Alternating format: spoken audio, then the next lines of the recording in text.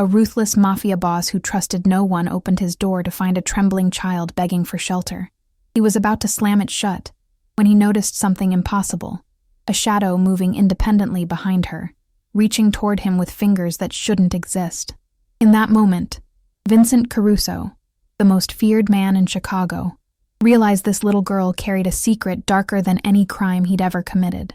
If you're listening to this story, don't forget to hit the like button, subscribe to the channel, and tell me in the comments what part of the world you're listening from.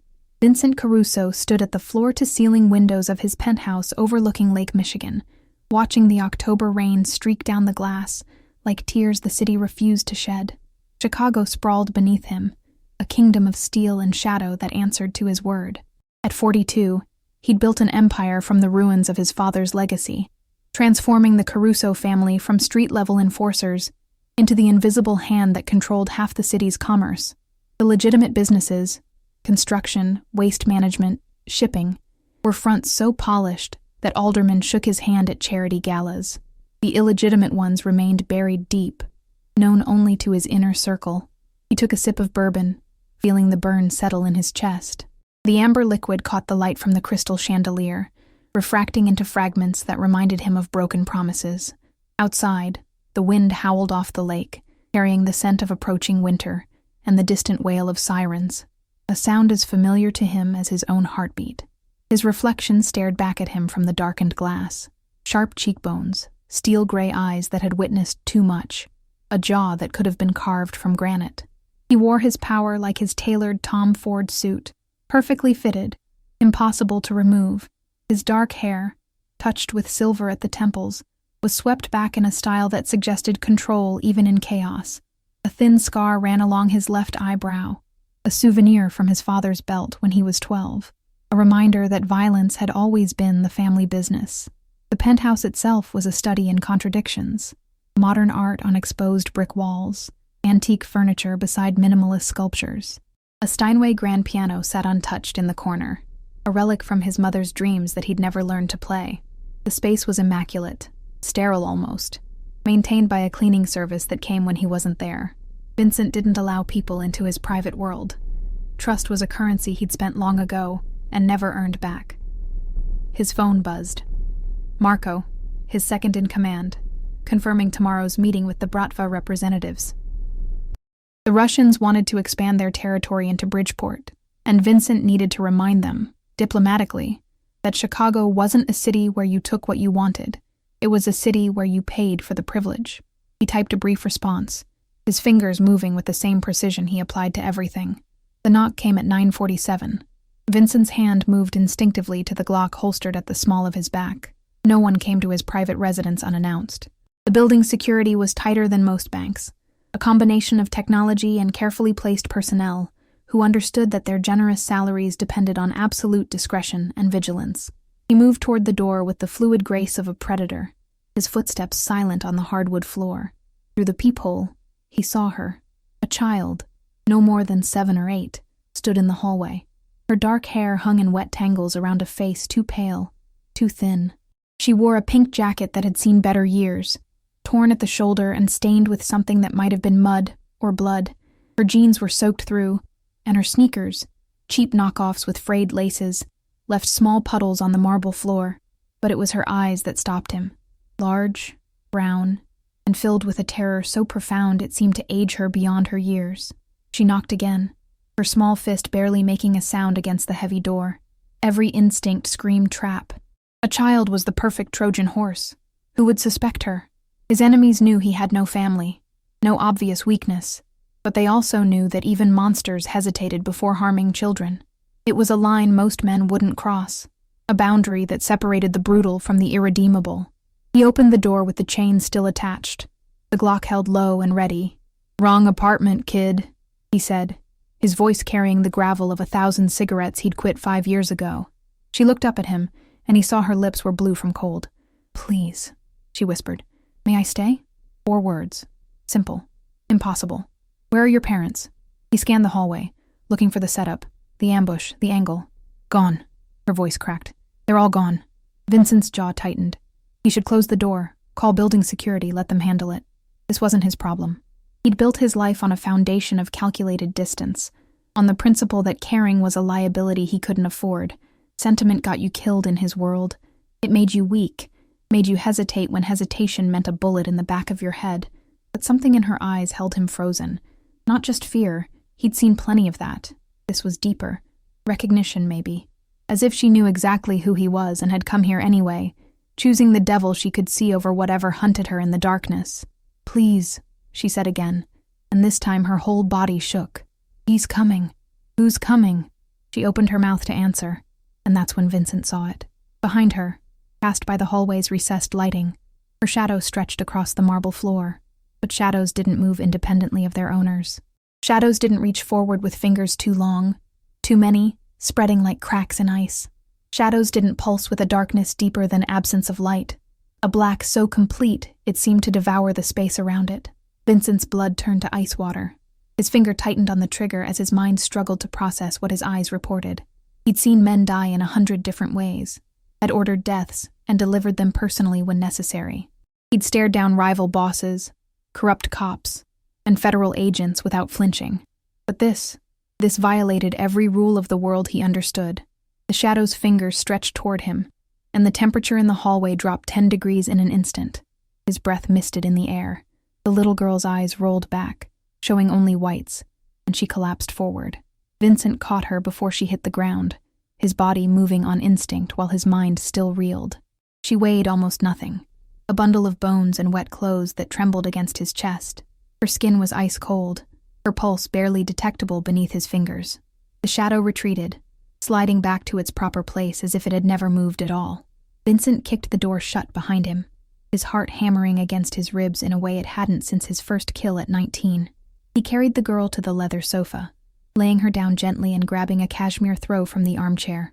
As he wrapped it around her, his hands that had broken bones and pulled triggers without shaking, trembled slightly. What the hell had he just let into his home? The girl's eyes fluttered open, brown and human again, filled with exhaustion and something that looked like gratitude. "Thank you," she breathed.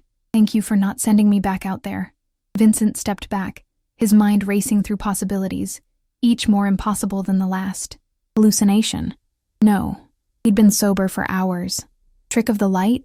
He'd seen shadows his whole life, and never once had they moved like that, which left only one option, and it was an option that suggested the world was far stranger and more dangerous than even his darkest experiences had taught him. He looked at the little girl on his sofa, this impossible thing that had knocked on his door and asked for shelter, and realized that his carefully controlled life had just tilted off its axis. The rain continued to fall outside, washing the city clean of its daily sins. But Vincent knew that some stains went too deep for any storm to reach. "What's your name?" he asked, his voice rougher than he intended. She pulled the blanket tighter around herself. "Lily," she said. "My name is Lily." And Vincent Caruso, who had spent 20 years building walls around his heart, felt the first crack appear in his armor. Vincent watched Lily sleep, her small chest rising and falling with a rhythm that seemed too fragile for this world. He'd positioned himself in the armchair across from the sofa, the Glock resting on his thigh, his body coiled with tension that refused to dissipate. The penthouse's ambient lighting cast everything in warm tones, but he couldn't shake the memory of that shadow, the wrongness of it, the way it had moved with predatory intent. At 3 a.m, he finally stood and moved to his study, a room lined with books he'd collected over the years. Philosophy, history, strategy, the education his father had beaten out of him. He'd given himself in stolen hours between violence and empire building. He pulled out his phone and typed a message to Elena Rostova, a woman who dealt in information the way he dealt in influence. If anyone knew about impossible things, it would be her. Need to talk. Unusual situation. Her response came within minutes. "My office. 10 a.m. Come alone." He returned to find Lily sitting up, her eyes tracking him with an awareness that seemed too sharp for a child her age. In the better light, he could see the bruises on her arms, the way she held herself with the careful stillness of someone accustomed to pain.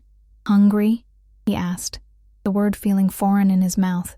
He couldn't remember the last time he'd asked someone about their needs. She nodded slowly. Vincent moved to the kitchen, a space of marble countertops and professional-grade appliances he rarely used, and opened the refrigerator. The contents were sparse. Leftover Thai food, bottled water, a container of mixed greens that his nutritionist insisted he eat. Nothing remotely appropriate for a child.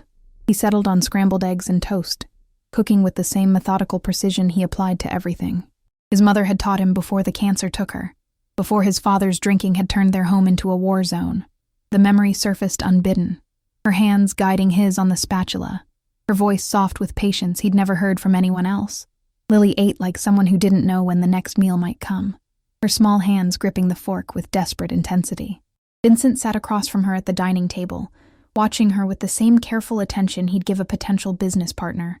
Every detail mattered. Every gesture revealed something. "Tell me about your parents," he said, keeping his voice neutral. Her fork paused halfway to her mouth. "They died. Car accident. 3 months ago. And you've been where since then?" "Foster homes. 4 of them." She set down the fork, her appetite apparently gone. "They all sent me back." "Why?" Lily's eyes met his, and in them he saw a weariness that no child should carry. "Because of what follows me. A shadow." Vincent felt the temperature in the room drop slightly, as if the words themselves had summoned something. "What is it?" "I don't know. It started after the accident. At first it was just there, in the corner of rooms, behind me in mirrors. But then it started moving, reaching. The last family, the Hendersons." Her voice cracked. "Their dog wouldn't stop barking at it. Then the dog died. They said it was a heart attack, but I know it was because of me." Vincent leaned back in his chair, his mind working through the implications. In his world, threats were tangible. Bullets, knives, betrayal. This was something else entirely, something that existed outside the rules he'd spent a lifetime learning. But the fear in Lily's eyes was real, and fear was something he understood intimately. "Why come to me?" he asked. "Why my door? I heard people talking. At the shelter. They said Vincent Caruso was the most dangerous man in Chicago, that even the police were afraid of him." She looked down at her hands. "I thought, if anyone could protect me from something bad, it would be someone even worse." The logic was childish and brutally accurate. Vincent felt something twist in his chest. Not quite emotion, but the ghost of it. This little girl had sought out a monster to hide her from something monstrous. The irony wasn't lost on him. "You can't stay here," he said, though the words felt hollow even as he spoke them. "I know." Lily's voice was small, but maybe just for tonight, just until morning. Vincent nodded slowly, already knowing it was a mistake, already feeling the first threads of responsibility weaving around him like a net. Just tonight, but morning brought complications he hadn't anticipated. At 9:30, he left Lily in the penthouse with strict instructions not to answer the door or touch anything. He'd given her the remote to the television and shown her where the bathroom was, treating her with the same careful distance he'd maintain with a volatile asset. She'd nodded solemnly, seeming to understand that his help came with conditions. Elena Rostova's office occupied the top floor of a converted warehouse in the West Loop, all exposed brick and industrial chic that screamed expensive taste. She sat behind a glass desk, her platinum hair pulled back in a severe bun, her ice-blue eyes missing nothing. At 53, she was one of the few people in Chicago who could claim true neutrality. She sold information to everyone and loyalty to no one. "Vincent," she said, gesturing to the chair across from her. "You look troubled." "This is new." He sat, declining her offer of coffee. "I need information about something unusual." "How unusual?" "Shadows that move independently. Supernatural, possibly." Elena's expression didn't change, but her fingers steepled beneath her chin. A tell he'd learned meant she was genuinely interested. "This is about the girl." Vincent's hand moved toward his weapon before he caught himself. "How do you know about her?" "Because 3 different foster families have reported strange occurrences around a child named Lily Morrison. Because Child Protective Services has a file on her that's been flagged by someone very interested in keeping her location quiet. And because you, Vincent Caruso, who hasn't shown interest in anything beyond your empire in a decade, suddenly need information about the supernatural." She smiled thinly. "I make it my business to connect dots." "Who's looking for her?" "That's where it gets interesting. The inquiries are coming from a private organization called The Collective. They operate in the spaces between legitimate and criminal, dealing in acquisitions of a very specific nature, people with unusual abilities, artifacts with questionable provenance, phenomena that can't be explained by conventional science." Vincent's jaw tightened. "They want to take her. They want to study her. What she carries isn't natural, Vincent. It's something old, something that attached itself to her during the accident. Her parents' car went off the Morrison Bridge during a thunderstorm. They died on impact. Lily was clinically dead for 4 minutes before paramedics revived her. Whatever came back with her, Elena pulled out a tablet, sliding it across the desk, has a history. The screen showed newspaper clippings dating back decades, even centuries. Reports of shadows that killed, of darkness that consumed. Different names, different places, but the same pattern. A traumatic death, a revival, and then a trail of bodies left in the wake of something that shouldn't exist. "How do I stop it?" Vincent asked. "You don't. You can't kill a shadow, Vincent. You can only contain it, redirect it, or—" Elena paused, her eyes meeting his with unusual gravity. "Give it what it wants." "Which is?" "That's the question, isn't it? Every case is different. Sometimes it wants revenge. Sometimes it wants to finish what was started. Sometimes it just wants to go home." She closed the tablet. "But here's what I know for certain. The collective will find her. They have resources that make your organization look like a corner store operation. And when they do, that little girl will disappear into a facility where the screaming never stops and the experiments never end." Vincent stood, his decision already made, though he didn't fully understand why. "How much time do I have?" "Days, maybe. They're already in Chicago. I'd suggest you decide quickly what you're willing to risk for a child you just met." He left Elena's office with more questions than answers, but one thing had crystallized in his mind. Lily had come to him for protection, and Vincent Caruso, despite everything he'd become, still remembered what it felt like to be a frightened child with nowhere to run. His father's fists had taught him that lesson with brutal efficiency. When he returned to the penthouse, he found Lily standing at the windows, her small hand pressed against the glass as she looked out over the city.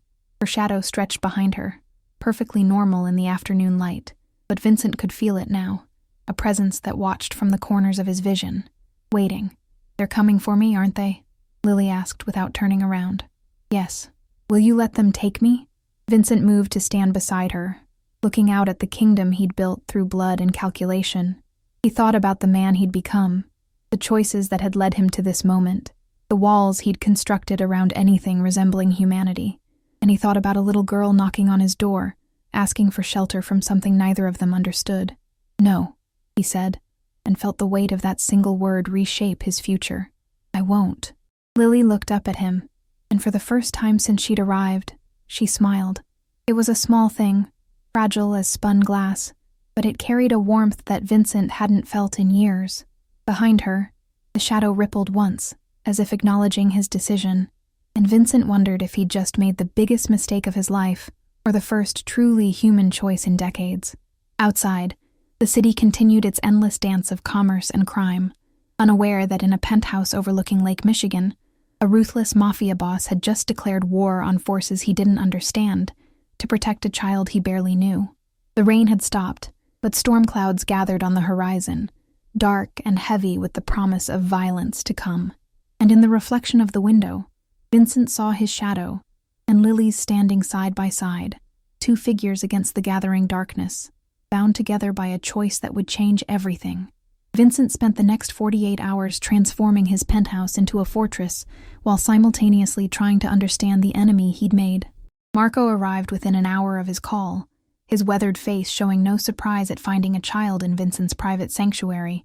After 20 years of service, Marco had learned not to question his boss's decisions until asked. "We need a security upgrade," Vincent said, leading Marco through the space while Lily watched cartoons in the living room, her legs tucked beneath her on the sofa. "Biometric locks on all entry points, motion sensors in the hallways, and I want 2 men stationed in the building at all times. Rotation every 6 hours. No one gets to this floor without my explicit authorization." Marco pulled out a small notebook, jotting down instructions with the efficiency of a man who'd spent his life executing orders. At 61, he was one of the few people Vincent trusted completely, a former Marine who'd found his way into the Caruso organization after Vincent's father had died, bringing with him a code of honor that the old man had never possessed. "What's the threat level?" Marco asked, his eyes flicking toward Lily. "Extreme. There's an organization called the Collective. They want the girl, and they have resources that rival ours." Vincent moved to the window, his gaze scanning the street below for any sign of surveillance. "Elena says they're already in the city. What's special about her?" Vincent hesitated, weighing how much to reveal. Marco had seen plenty in his years with the family, but this was different. She's carrying something that shouldn't exist, and these people want to study it. Marco's expression didn't change, but his hand moved unconsciously to the weapon holstered beneath his jacket. Then we make sure they can't reach her.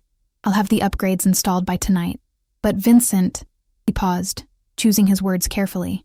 This kind of protection, it's going to raise questions. The other families will wonder why you're suddenly playing guardian angel to a kid. It makes you look soft. Let them wonder.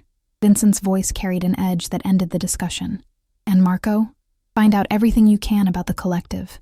Locations, personnel, funding sources. If they want a war, I need to know where to hit them. After Marco left, Vincent returned to find Lily had fallen asleep on the sofa, her small body curled into a defensive ball even in rest. He draped a blanket over her and retreated to his study, pulling up everything Elena had sent him about the shadow phenomenon. The historical accounts were disturbing in their consistency. A girl in Victorian London, revived after drowning, had been found 3 weeks later in an asylum, her room covered in scratch marks that seemed to come from inside the walls. A boy in 1950s Detroit, brought back after a factory accident, had lasted 6 months before his foster family was found dead, their bodies drained of warmth in the middle of summer. The pattern was always the same: revival, attachment, escalation, death.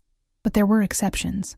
Rare cases where the host had survived into adulthood, learning to coexist with whatever had latched onto them. A woman in Prague who'd become a renowned medium, channeling the shadow's energy into something resembling communication with the dead. A man in Tokyo who'd trained as a monk, using meditation and ritual to keep the darkness contained. Control was possible, Vincent realized, but it required understanding. And understanding required time. Time that the collective's interest had stolen from them. His phone buzzed. A text from an unknown number. We know you have her. Return Lily Morrison within 24 hours, and we'll consider this a misunderstanding. Refuse, and you'll discover that your empire is built on foundations we can destroy with a single phone call. Vincent's hand tightened on the phone. Threats were a language he spoke fluently, but this one carried the weight of genuine capability. The collective wasn't bluffing. They had the resources to make good on their promise. A few strategic leaks to federal investigators, some carefully placed evidence, and his entire organization could crumble. He typed a response. Come and take her. The reply came instantly. You're making a mistake, Mr. Caruso. One you won't survive. Vincent set the phone down and looked at Lily, still sleeping peacefully despite the storm gathering around her. He thought about the man he'd been before she knocked on his door.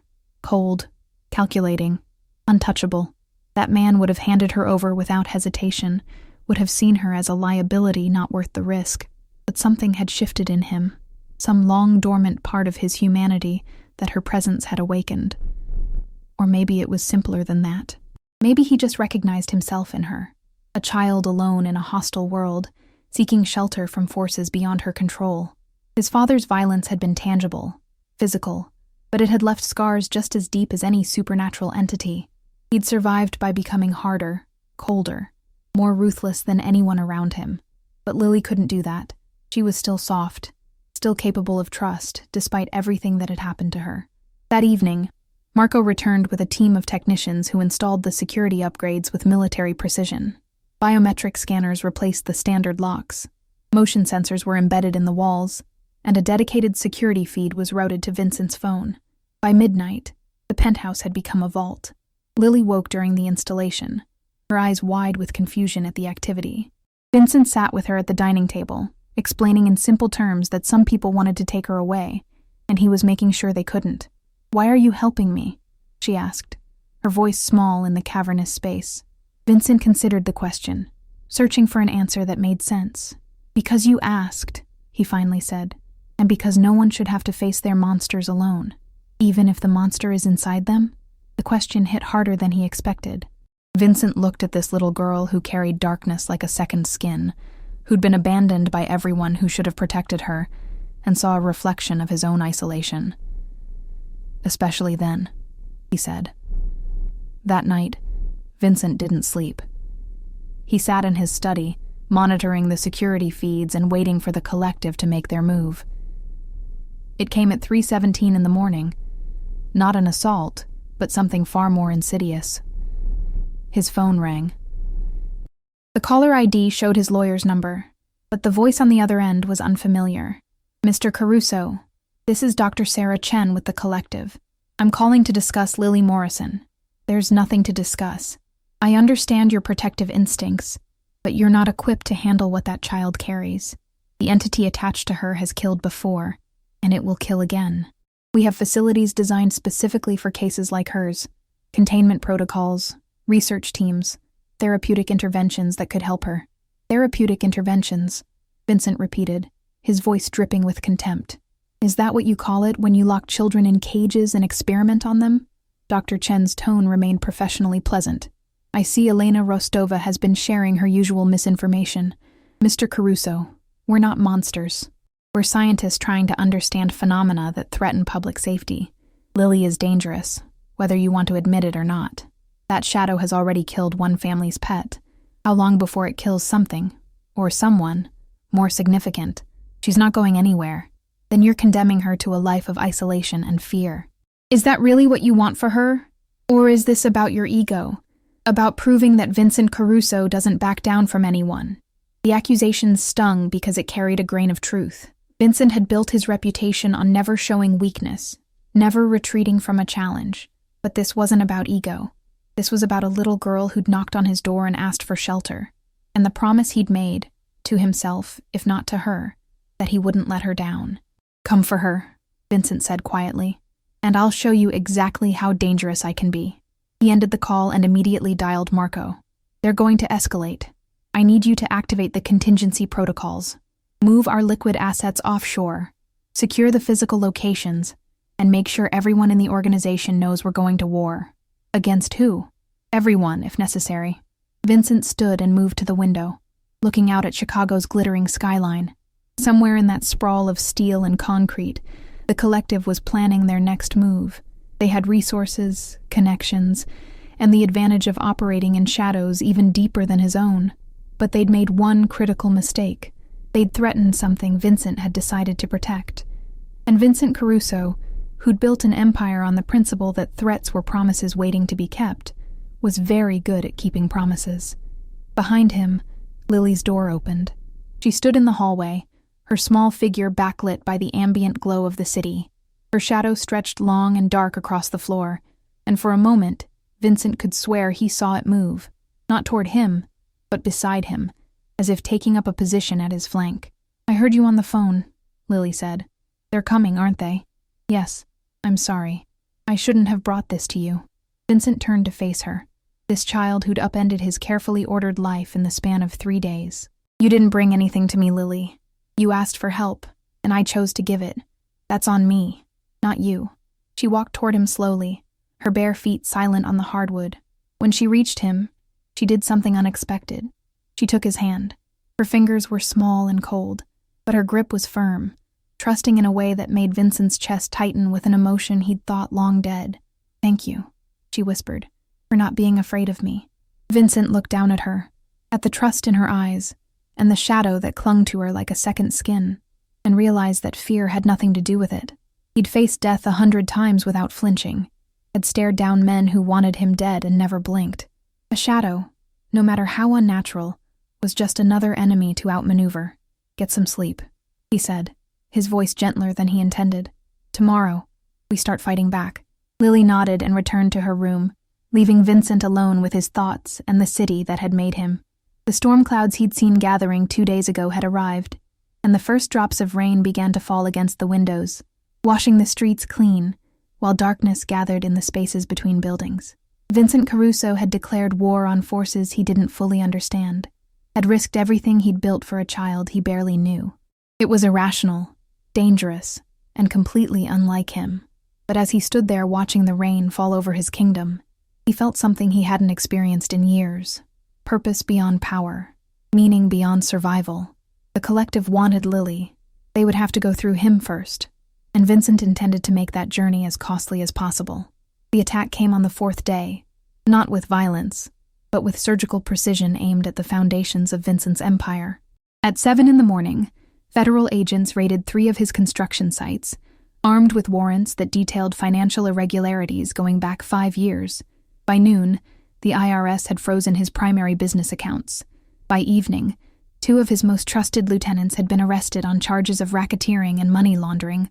Vincent watched it unfold from his penthouse, his jaw clenched as Marco delivered each new catastrophe with grim efficiency. The collective wasn't trying to kill him. They were trying to dismantle him, piece by piece, until he had nothing left to fight with. "They're good," Marco admitted, standing by the window with his arms crossed. "Every warrant is airtight, every charge backed by evidence we didn't even know existed. Someone's been building a case against us for months, maybe years, just waiting for the right moment to deploy it." Vincent's phone buzzed. Another text from Dr. Chen. "This is just the beginning, Mr. Caruso. Return the girl, and we'll make this all go away. Continue to resist, and by this time next week, you'll be in a federal prison cell." He showed the message to Marco, who read it with the same stoic expression he'd worn through 20 years of crises. "What do you want to do?" Vincent looked toward Lily's room, where she'd been hiding since the news broke. She knew, somehow, that the chaos was because of her. Children always knew when they were the cause of adult stress, even when no one said it out loud. "We fight." With what? "They're bleeding us dry, Vincent. Another few days of this, and we won't have the resources to keep the organization running, let alone protect one kid. Then we get creative." Vincent pulled up his contacts, scrolling through names accumulated over 2 decades of building his empire. The collective operates in the shadows because they can't afford public scrutiny, so we drag them into the light. He started making calls, first to a journalist at the Tribune who owed him a favor, feeding her carefully curated information about a secretive organization that kidnapped children for illegal experimentation, then to a civil rights attorney who specialized in cases against government overreach, providing her with Lily's case file and the collective's pattern of targeting vulnerable children. Finally, to Elena Rostova, asking her to leak everything she had on the collective to every news outlet and law enforcement agency that might care. "You're starting a war on multiple fronts," Marco observed. "That's risky. They started it. I'm just making sure everyone knows there's a fight happening." Vincent set down his phone and moved to Lily's door, knocking softly. "Can I come in?" "Okay," came the small voice from inside. He found her sitting on the bed, her knees drawn up to her chest, her eyes red from crying. The room he'd given her was sparse, a guest bedroom he'd never used, furnished with impersonal hotel-like efficiency. She looked impossibly small in the space, a child playing at being invisible. Vincent sat on the edge of the bed, maintaining a careful distance. "I need to tell you something, and I need you to listen carefully." Lily nodded, wiping at her eyes with the sleeve of the shirt he'd bought her. A simple thing from a department store, purchased by Marco because Vincent had no idea what children wore. "The people who want to take you, they're hurting my business, hurting the people who work for me. It's going to get worse before it gets better." He paused, choosing his words with the same care he'd use negotiating a treaty. "I want you to know that none of this is your fault. You didn't ask for what happened to you, and you don't deserve to be punished for it. But I also need you to understand that protecting you is going to cost me. Maybe everything." "Then let them take me," Lily said, her voice breaking. "I don't want you to lose everything because of me." Vincent felt something crack in his chest, that wall he'd built so carefully over the years, developing another fissure. "That's not how this works. I made a choice to help you, and I don't back down from my choices. But I need you to help me understand what we're dealing with. The shadow? When did you first notice it could hurt things?" Lily was quiet for a long moment, her fingers twisting in the fabric of her shirt. "At the Hendersons' house. Their dog, Max. He wouldn't stop barking at me. He'd stand in the doorway of my room and just bark and bark, like he could see something I couldn't. One night, I woke up and he was in my room, growling at the corner. And then," she shuddered, "the shadow moved. It reached out, and Max just stopped, fell over. Mrs. Henderson said it was a heart attack, but I saw the shadow touch him. Did you want it to happen?" "No. I loved Max. He was the only one in that house who wasn't afraid of me." Tears spilled down her cheeks, but it happened anyway, like the shadow knew he was a threat, and it just removed him. Vincent processed this, his mind working through the implications. The shadow wasn't mindless. It had agency, awareness, and apparently a protective instinct toward Lily, which meant it might be possible to communicate with it, to establish some kind of understanding or boundary. "Has it ever hurt you?" he asked. "No, never. It's part of me, but also separate. Like having a guard dog that you never trained but who knows exactly what you need." She looked up at him with those 2 old eyes. "I'm scared of it. but I'm more scared of being without it.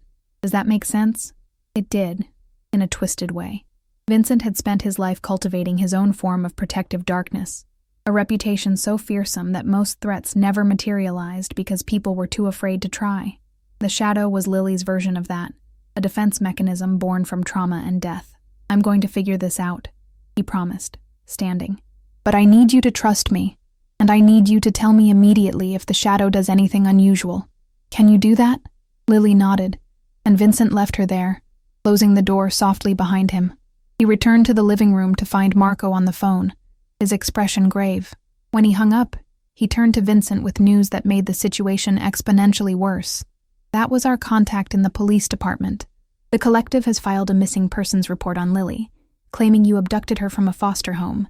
There's a warrant being issued for your arrest. Vincent's laugh was bitter. Of course there is. They're not just dismantling my business. They're making me a criminal in the eyes of the law. We could run. I've got safe houses in 3 states and connections that could get you both out of the country within 24 hours. Running makes me look guilty, and it doesn't solve the problem. The collective would just follow us wherever we went. Vincent moved to the window, looking out at the city that had been his kingdom and was rapidly becoming his prison. No, we stay and fight, but we need leverage. His phone rang. Elena Rostova, her voice tight with urgency. Vincent, you need to see this. I'm sending you a file. The document that arrived was a personnel roster for the collective, complete with names, addresses, and detailed backgrounds on their leadership. At the top of the list was Dr. Sarah Chen, the woman who'd called him, but it was the second name that made Vincent's blood run cold. Director James Morrison, Lily's uncle, her family, Vincent said aloud, the pieces clicking into place. The collective isn't just interested in Lily because of the shadow. They're interested because she's one of theirs. Elena's voice crackled through the speaker. James Morrison founded the collective 15 years ago after his sister, Lily's mother, exhibited unusual abilities as a child. He's been studying people like her his entire career, trying to understand the phenomenon. When his sister died and Lily came back with the shadow attached, he saw it as the perfect opportunity to continue his research, using his own niece as a lab rat. Family means different things to different people, Vincent. To Morrison, Lily is a specimen first and a relative second. Vincent ended the call and turned to Marco. Find James Morrison. I want to know where he lives, where he works, who he loves. If we're going to end this, we need to make him understand that taking Lily will cost him more than he's willing to pay. Over the next 12 hours, Vincent's organization shifted from defense to offense. Marco's team located Morrison's home in Oak Park, a stately Victorian that spoke of old money and academic prestige. They identified his routine, his security, his vulnerabilities, and they discovered something useful. Morrison had a daughter of his own, a teenager named Emma, who attended a private school in Lincoln Park. Vincent didn't want to threaten a child.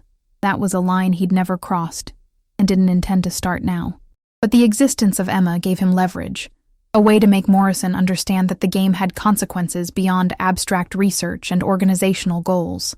At midnight, Vincent made a call to a number Elena had provided. Morrison answered on the 3rd ring, his voice heavy with sleep. Who is this? Vincent Caruso. We need to talk. There was a pause. Then Morrison's voice sharpened with alertness. If you're calling to negotiate, I'm calling to explain reality. You want Lily because she's a research opportunity. I get that, but she's also a little girl who's terrified and alone, and I'm not going to let you turn her into an experiment. Vincent kept his voice calm, reasonable. So here's what's going to happen. You're going to call off your dogs, the federal investigations, the warrants, all of it. And in return, I won't expose the collective's operations to every journalist and law enforcement agency in the country. You're bluffing. You don't have enough evidence to. Elena Rostova has been very helpful. I have personnel files, financial records, testimony from former subjects, enough to bury you and your organization in lawsuits and criminal charges for the next decade. Vincent paused, letting that sink in. But more importantly, I know about Emma. The silence on the other end was deafening. When Morrison spoke again, his voice carried a new edge. If you touch my daughter, I'm not going to touch her. I'm not a monster, despite what you might think, but I want you to imagine, just for a moment, what it would feel like if someone took Emma and locked her in a facility where she'd be studied and tested and treated like a thing instead of a person. That's what you're trying to do to Lily, your own niece. Lily is dangerous. That shadow has already killed a dog. It killed a dog that was threatening her. Meanwhile, you're threatening to destroy a child's life for the sake of research. Which one of us is really the monster here? Morrison was quiet for a long moment. When he spoke, his voice carried a weariness that Vincent recognized. The sound of a man realizing he'd lost. What do you want? Leave her alone. Stop the investigations. Withdraw the warrants, and forget Lily Morrison exists. In return, I'll keep your secrets, and your daughter will never know that her father runs an organization that kidnaps children. And if the shadow kills again, then that's on me. I'll handle it, but you don't get to use her as a test subject to satisfy your curiosity about your dead sister. The line went dead. Vincent set down the phone and looked at Marco, who'd been listening to the entire conversation. Think he'll take the deal? He doesn't have a choice. You just made it clear that protecting his own daughter means more than his research. He'll back off. Marco moved to pour himself a drink from Vincent's bar, the amber liquid catching the light. But Vincent, this doesn't solve the real problem. That shadow is still attached to Lily, and sooner or later, it's going to do something neither of you can control. I know. Vincent accepted the glass Marco poured for him, taking a sip and feeling the burn settle in his chest. But at least now we have time to figure out what that something is and how to stop it. In her room, Lily lay awake, listening to the muffled voices from the living room. She couldn't make out the words, but she understood the tone. Vincent was fighting for her, risking everything to keep her safe. It was more than anyone had ever done, more than she'd thought possible from a man whose reputation suggested he cared for nothing and no one. The shadow stirred in the corner of her room, darker than the darkness around it, and for the first time since the accident, Lily felt something other than fear toward it. Gratitude, maybe, or recognition. This thing that had latched onto her in those 4 minutes between death and life had become her protector, her weapon, her constant companion. And now Vincent had become another kind of protector, one who fought with words and threats and the weight of his reputation. She closed her eyes and whispered into the darkness, "Please don't hurt him. He's trying to help us." The shadow rippled once, as if acknowledging her request, and Lily drifted into an uneasy sleep, dreaming of car crashes and cold water, and a man with steel-gray eyes who'd opened his door when everyone else had slammed theirs shut. Morrison kept his word. By morning, the federal investigations had been quietly suspended, the warrants withdrawn with bureaucratic efficiency that suggested powerful strings being pulled. Vincent's accounts were unfrozen, his lieutenants released on technicalities that wouldn't hold up to scrutiny, but didn't need to. The collective had retreated, at least temporarily, leaving Vincent and Lily in a fragile peace that both knew couldn't last. But peace, Vincent was learning, came with its own complications. Lily had been with him for a week, and the penthouse that had once been his sanctuary had transformed into something else entirely. Children's books appeared on the coffee table, purchased by Marco's wife when she'd heard about the situation. The refrigerator filled with actual food, chicken nuggets, apple juice, string cheese, items Vincent had never imagined needing. And Lily herself had begun to emerge from her shell, asking questions about his life, his work, the city spread out below them. "What do you do?" she asked one morning over breakfast, her legs swinging from the chair that was too tall for her. Vincent considered how to answer. "I run businesses, construction, shipping, waste management. Marco says you're the boss of Chicago. Marco talks too much." Lily smiled, a real smile that reached her eyes. "He's nice. His wife sent me cookies, chocolate chip. She's a good woman." Vincent sipped his coffee, watching Lily demolish a stack of pancakes with the enthusiasm of someone who'd gone hungry too often. "Do you miss school?" The smile faded. "I wasn't in school long enough to miss it. They kept moving me. Would you want to go? If we could make it safe?" Lily looked up at him, surprise evident in her expression. "You'd let me go to school? You can't stay locked in here forever. Kids need things, friends, education, normal life." The words felt foreign in his mouth, concepts he'd never had to consider before. "Nothing about me is normal."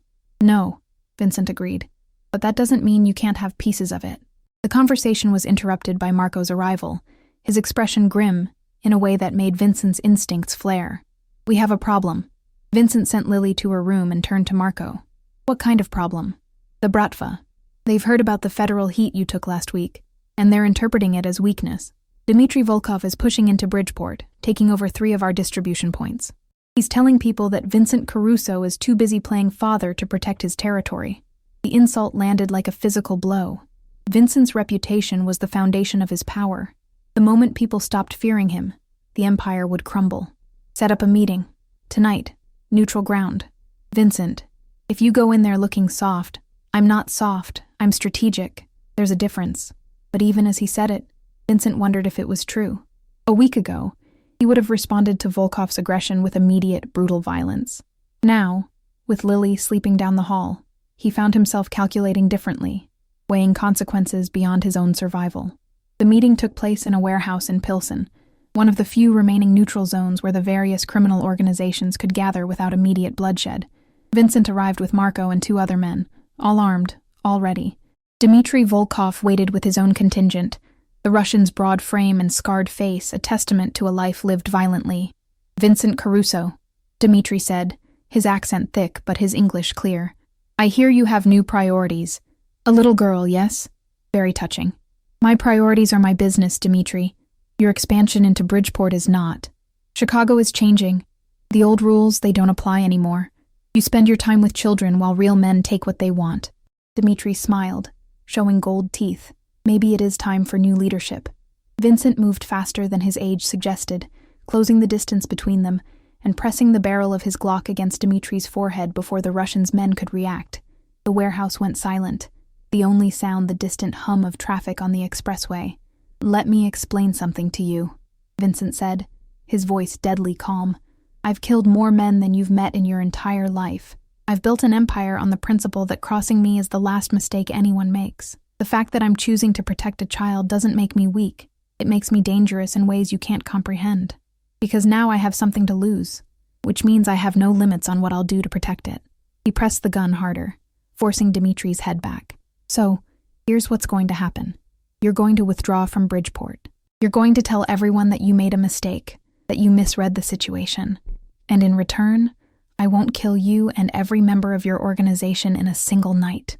You're bluffing." Vincent pulled the trigger. The click of the empty chamber echoed through the warehouse, and Dmitry's face went white. "That was your warning. Next time it's loaded. Now get the hell out of my city." He stepped back, and Dmitry's men rushed forward to support their boss, who looked like he might collapse. Vincent turned and walked out, Marco and the others falling in behind him, and didn't look back. In the car, Marco was quiet for several blocks before speaking. "That was reckless. If he'd called your bluff, it wasn't a bluff. The gun was loaded. I just didn't chamber a round." Vincent stared out the window at the passing streets, his heart still racing with adrenaline. "I wanted him to know I was serious without actually starting a war. Not yet. Because of the girl." "Because of the girl," Vincent confirmed. "She's already seen too much violence in her life. I won't add to it unless there's no other choice." They arrived back at the penthouse to find Lily waiting in the living room, her eyes wide with worry. "I heard Marco's wife talking on the phone. She said you went to meet dangerous people." Vincent knelt down to her level, something he'd never done with anyone before. "I did, but I'm fine. Everything's fine." "You're lying, I can tell." Lily's voice trembled. "People are trying to hurt you because of me. First the collective, now these other people. When does it stop?" "When I say it stops." Vincent took her small hands in his, feeling how cold they were. "Lily, I need you to understand something. The life I've lived, the choices I've made, they've created enemies. Those enemies were always there, waiting for any sign of weakness. You didn't create this situation. You just gave me a reason to handle it differently. What if I wasn't here? Would it be easier?" The question hung in the air between them, heavy with implications. Vincent thought about the man he'd been 2 weeks ago, isolated, untouchable, living in a world of pure calculation where every decision was measured against profit and power. That man would have said yes without hesitation. But he wasn't that man anymore.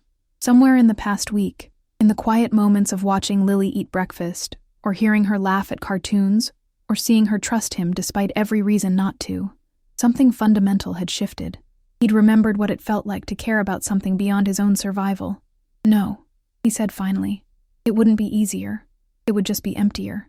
Lily threw her arms around him, and Vincent froze, unsure how to respond. He couldn't remember the last time someone had hugged him. His mother, maybe, before the cancer had taken her. Slowly, awkwardly, He put his arms around Lily's small frame and held her, feeling the weight of responsibility and connection that he'd spent decades avoiding. When she pulled back, her eyes were wet, but she was smiling. "Thank you for not sending me away." "I'm not going to send you away," Vincent promised, and meant it with a certainty that surprised him. That night, after Lily had gone to bed, Vincent stood at his windows and looked out at Chicago. His city, his kingdom, his prison. He'd built everything through violence and intimidation, had created an empire where fear was currency and loyalty was bought with blood. But now, for the first time, he was building something else, a relationship based on trust and protection, and something that might eventually resemble family. His phone buzzed. Elena Rostova. Her message brief. "Morrison is planning something. My sources say he hasn't given up on Lily. Be careful." Vincent deleted the message and poured himself a drink, the amber liquid catching the city lights. He'd known the peace wouldn't last. Morrison was a man obsessed, driven by a need to understand what had taken his sister, and now lived in his niece. The collective might have backed off temporarily, but they were still out there, still watching, still waiting for an opportunity. Behind him, he heard Lily's door open.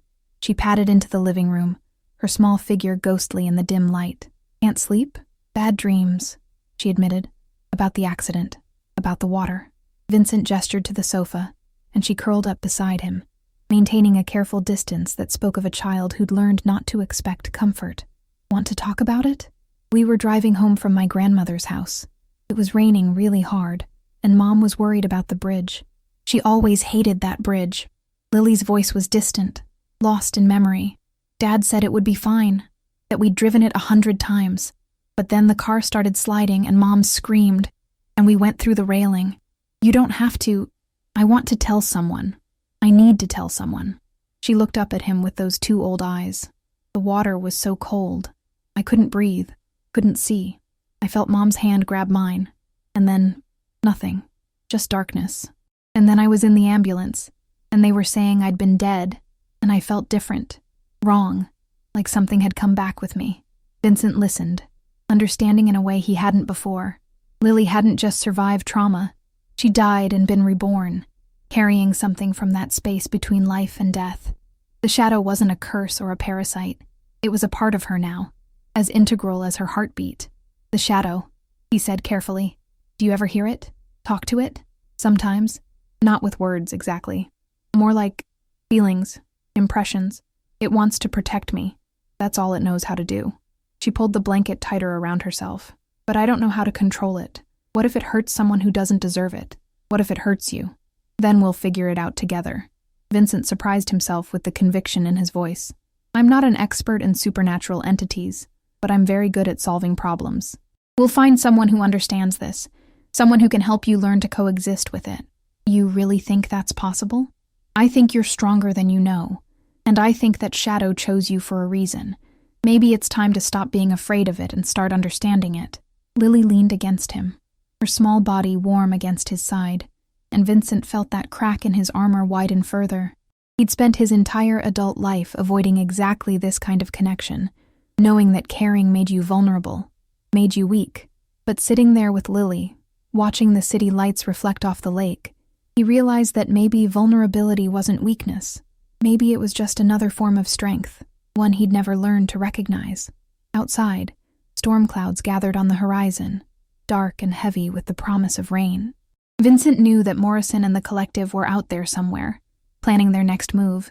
He knew that his enemies would continue to test him, looking for weaknesses to exploit. And he knew that protecting Lily would require sacrifices he couldn't yet imagine.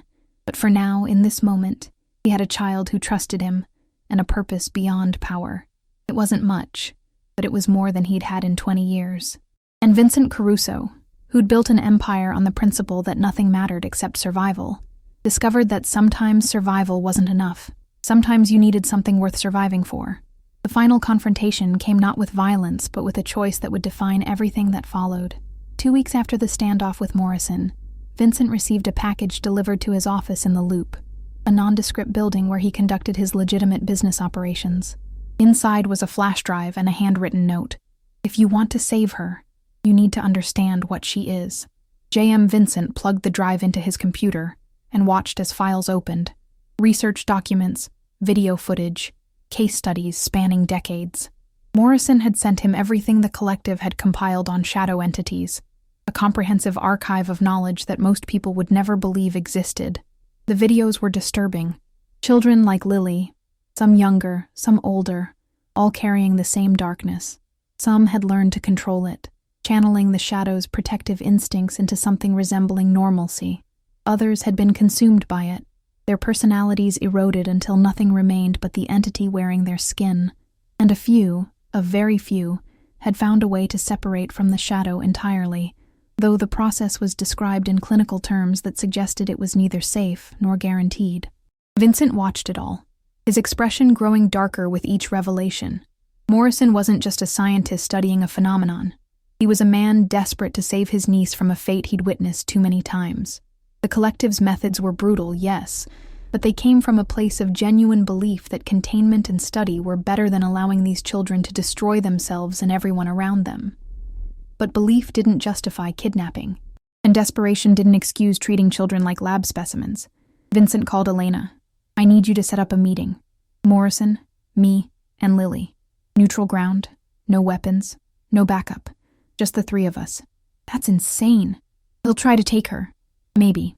Or maybe he'll listen." Vincent closed the files, unable to watch any more footage of children screaming in containment cells. Either way, this ends now. The meeting took place 3 days later in Millennium Park, beneath the Cloud Gate sculpture, where tourists gathered to take photos of their distorted reflections. It was public enough to prevent violence, open enough to prevent ambush. Vincent arrived with Lily, her small hand gripped tightly in his, her shadow stretching long in the afternoon sun. Morrison was already there, standing alone as promised. Up close, he looked older than his file suggested, mid-50s with gray hair and lines etched deep around his eyes. He looked like a man who'd spent too many nights awake, haunted by choices that couldn't be unmade. "Lily," he said, his voice cracking slightly, "you look so much like your mother." Lily pressed closer to Vincent, her fear palpable. "You want to lock me up. I want to help you. That thing inside you, it's going to kill someone eventually. Maybe someone you care about. I've seen it happen too many times." Morrison's eyes shifted to Vincent. "He can't protect you from yourself." "Maybe not," Vincent agreed.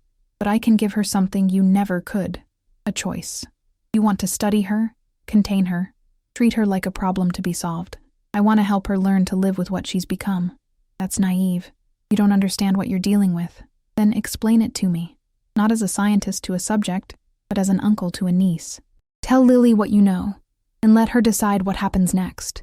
Morrison looked at Lily, and for the first time, Vincent saw genuine pain in the man's eyes. "Your mother had abilities, nothing like yours, but enough that our parents were scared. They took her to doctors, specialists, anyone who might explain why she could sense things before they happened, why lights flickered when she was upset. Most people dismissed it as coincidence or imagination, but I believed her. I spent my whole life trying to understand what made her special."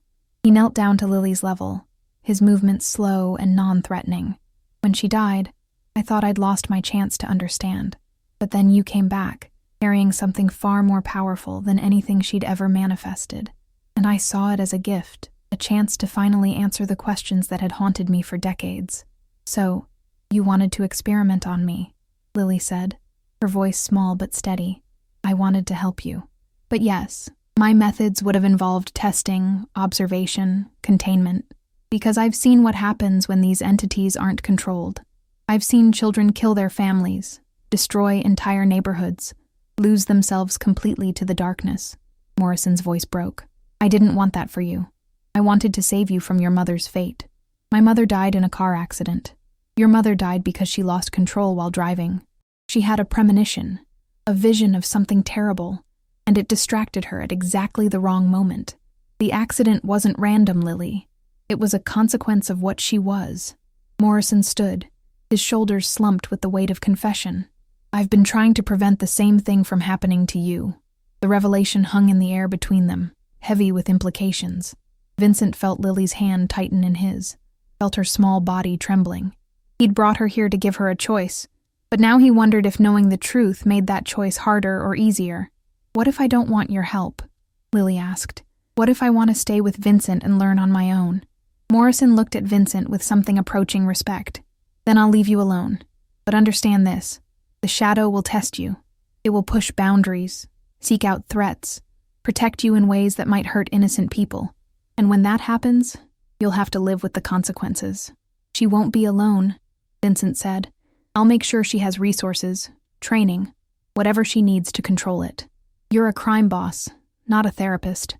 No, I'm a man who understands power and how to wield it. That shadow is power, and power can be directed, channeled, controlled. I've spent my life doing exactly that. Vincent met Morrison's gaze without flinching. The difference between us is that I'm willing to let her make mistakes and learn from them, while you want to lock her away to prevent any mistakes from happening. Morrison was quiet for a long moment, his eyes moving between Vincent and Lily. Finally, he reached into his jacket, slowly, carefully, and pulled out a business card. If you change your mind, if things get too difficult, call me. I'll help however I can. He handed the card to Lily, who took it with hesitant fingers.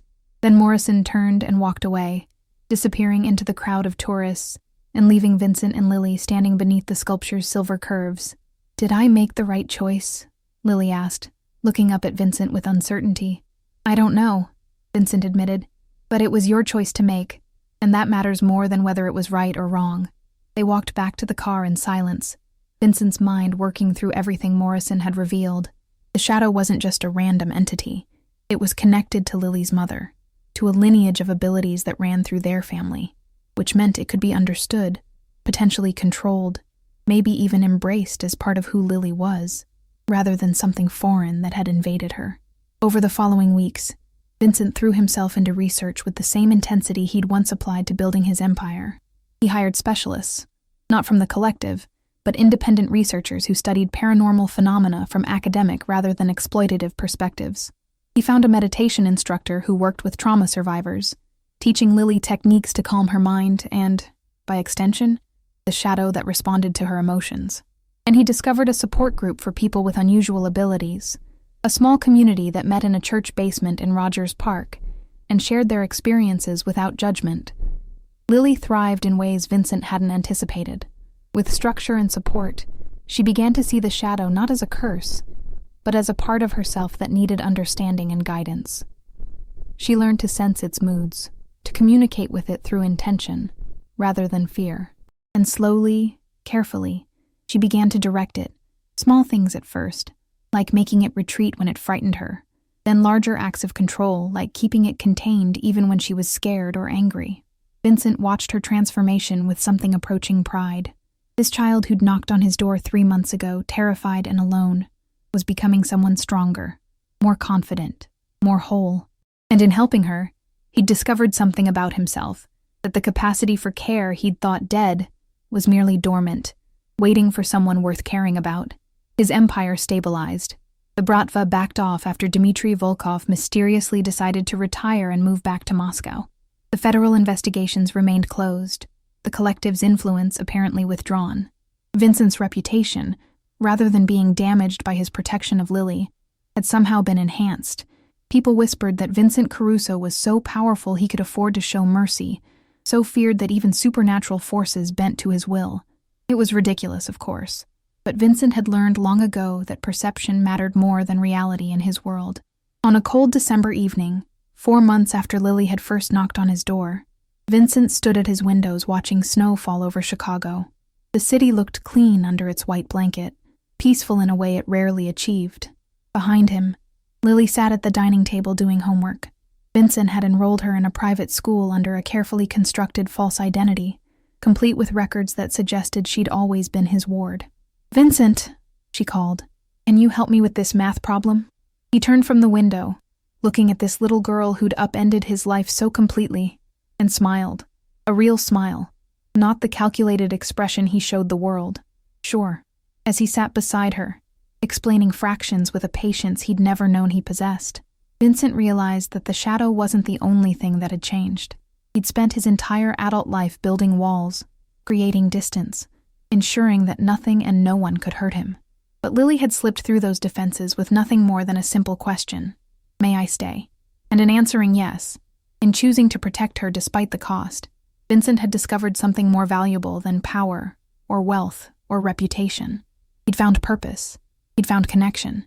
He'd found, against all odds and expectations, something resembling family. The shadow still lurked in the corners of the penthouse, still moved independently when Lily's emotions ran high, but it no longer frightened Vincent. It was simply part of who she was, part of the package that came with caring about someone who'd been touched by forces beyond normal understanding. Outside, the snow continued to fall, covering the city in white, and inside, in a penthouse overlooking Lake Michigan, a ruthless mafia boss and a little girl with a shadow sat together doing homework, building a life from the ruins of their separate traumas, proving that sometimes the most unlikely connections were the ones that saved you. Vincent looked at Lily, at the concentration on her face as she worked through the problem, and thought about the man he'd been before she knocked on his door.